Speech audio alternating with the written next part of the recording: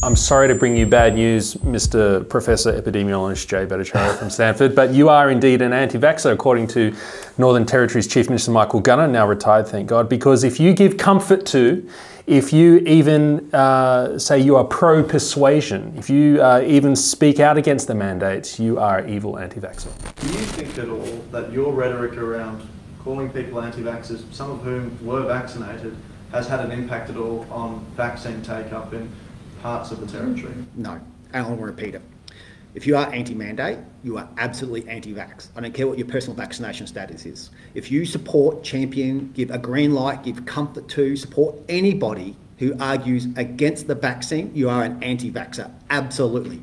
Your personal vaccination status is utterly irrelevant. If you campaign against the mandate, if you campaign against people being vaccinated in vulnerable settings, teachers in classrooms, I'll be really clear, at that point in time, people were actually supporting the idea of a teacher being unvaccinated in a remote community classroom with kids who cannot be vaccinated. I reject that, I still reject it, and if you are out there in any way, shape or form campaigning against this mandate, you are absolutely anti-vax.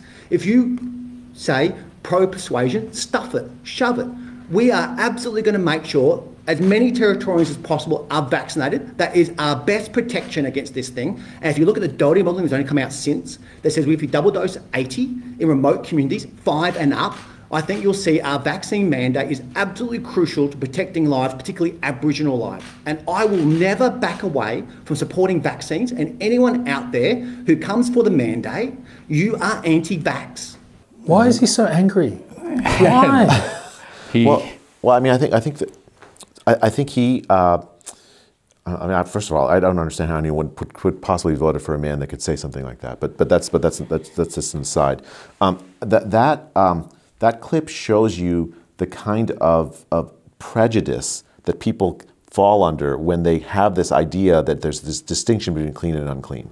Right? For him, the unvaccinated is unclean and needs to be excised from society. Right? With any means, it's not enough to persuade you, mandate, you force, you put them down, and even if they're struggling, you still jab them even if it's bad for them. I mean, I think the issue is that something like that. There's also this like moral high ground he's trying to grab, saying, well, look, you have vulnerable people, Indigenous people that will be exposed to the unvaccinated. Like, just think about that. That unvaccinated person is trying to teach Indigenous people, and somehow that unvaccinated person who doesn't pose any additional threat as far as COVID is concerned to them than someone that's been vaccinated and it's been a few months, maybe they've devoted their life to teaching Indigenous people. Somehow that's the bad guy.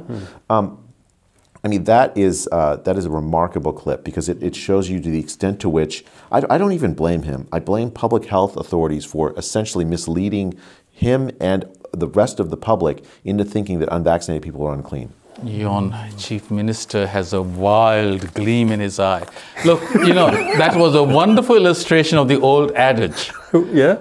Better to keep quiet and let people think you're a fool than open your mouth and remove all doubt.